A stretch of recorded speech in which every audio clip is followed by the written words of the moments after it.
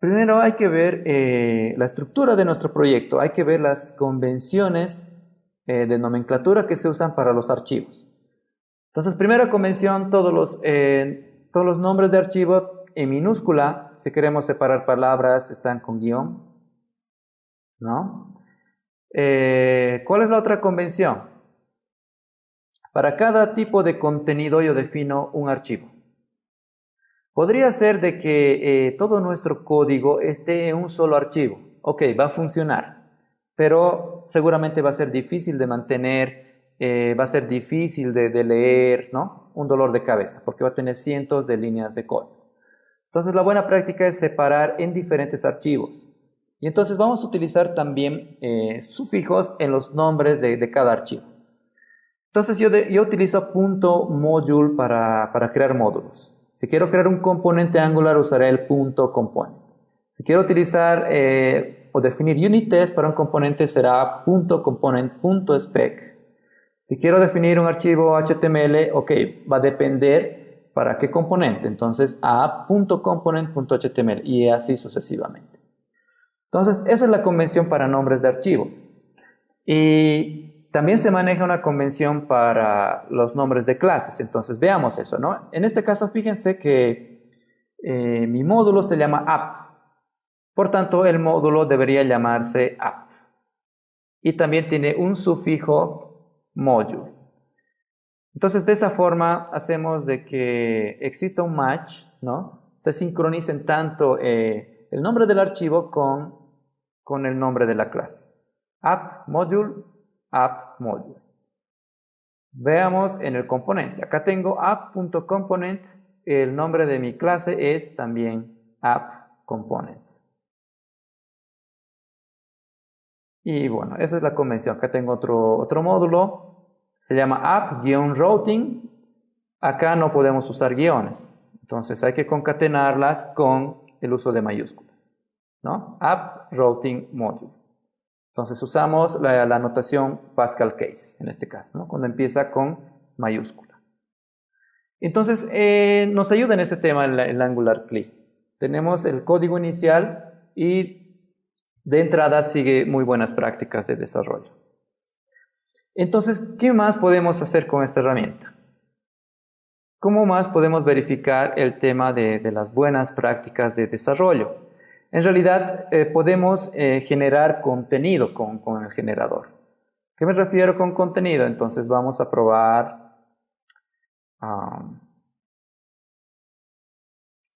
Vamos a probar con esta línea de comandos para que se vea mejor.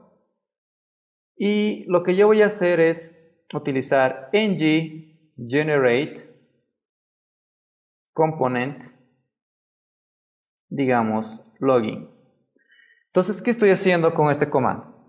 Sucede de que Angular CLI te permite autogenerar código, autogenerar contenido.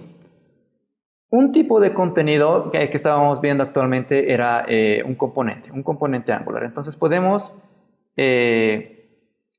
pedirle al Angular CLI que nos genere el código necesario para un componente. Entonces acá le decimos generate, el tipo de contenido, en este caso component, y finalmente le indicamos el nombre. Para la convención podemos usar solamente minúsculas acá. Entonces ejecuto ese comando y la salida me dice que ha creado los diferentes archivos para poder definir un componente Angular. Ha creado una carpeta que se llama login, dentro de la cual está definida el archivo CSS respectivo, HTML, archivo spec para los unit tests, el archivo TS para el comportamiento de ese componente. Y al mismo modo, Angular CLI me ayuda a inyectar este componente dentro del módulo que ya tengo definido en la aplicación, y el cual es AppModule.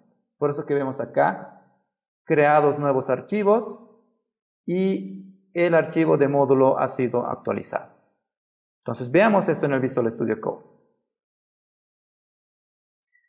Entonces el nuevo componente que tenemos es acá, está el login. Y bueno, el contenido es súper básico, pero al final no hemos escrito ni una sola línea de código, ya tenemos el esqueleto, la estructura principal para poder implementar un componente Angular. Entonces se utiliza el decorador component, se utiliza un archivo spec que también ha generado automáticamente un par de, un test case en este caso, y bueno, el archivo HTML que nos dice login works. Entonces, de esa forma nosotros podemos ir autogenerando código con Angular CLI. Bien, entonces, ¿qué pasa si es que yo quisiera generar mi página About, por ejemplo, About Page? Ok, entonces le indico el tipo de contenido, nuevamente component, About Page, entonces pongan atención a la convención de código y respeta esa convención para poder crear ese directorio, mantener esa convención de nombre de archivo y también hacerla coherente en el nombre de la clase, ¿no? Utilizando Pascal Case. Entonces, esa es la idea de Angular CLI. Entonces, no es lo único que en realidad podemos generar con esta herramienta. Podemos autogenerar una clase, digamos, usuario, una clase usuario, voy a llamar así, para el nombre de archivo. Ahí está, me dice que ha generado o ha creado un archivo usuario TS. Entonces podemos encontrar acá. Y tenemos la firma de la clase, siempre con export, para que podamos utilizar la definición de esta clase en otros archivos. Y bueno, les invito a revisar la documentación del Angular CLI, porque no solamente podemos generar componentes, podemos generar interfaces, podemos generar servicios a través del ng generate service, podemos generar módulos, ¿no? Podemos probar eso, podemos generar un módulo que se llame, en este caso, login. Ahí está, me dice que se ha creado un archivo que se llama login y como el tipo de contenido que yo quiero es un módulo, el sufijo en la extensión del archivo es también módulo. Entonces buscamos acá en el Visual Studio Code, tenemos dentro de la carpeta login el archivo respectivo, ahí está. Entonces, a lo largo de este curso vamos a aprovechar las bondades que nos provee el Angular CLI, porque de alguna manera esto de autogenerar código nos ayuda a que evitemos conflictos con el tema de las firmas de los módulos, acordarnos de cómo realmente se escribe el decorador, acordarse de cuáles son las secciones para cada módulo, por ejemplo, ¿no? O incluso en la firma de la clase.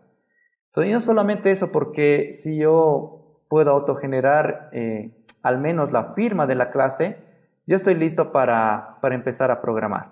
Empiezo a definir mis funciones, empiezo a definir mis variables, etc. Entonces no me preocupo tanto en la configuración de los diferentes componentes en Angular.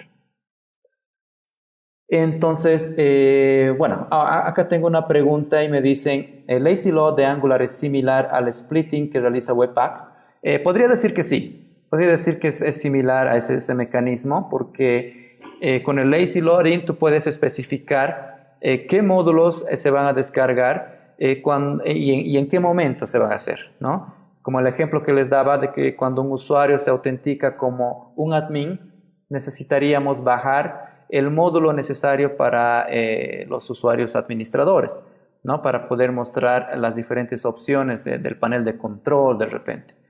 Entonces, con la ayuda de este lazy loading, nosotros vamos a poder mejorar el rendimiento de nuestra aplicación.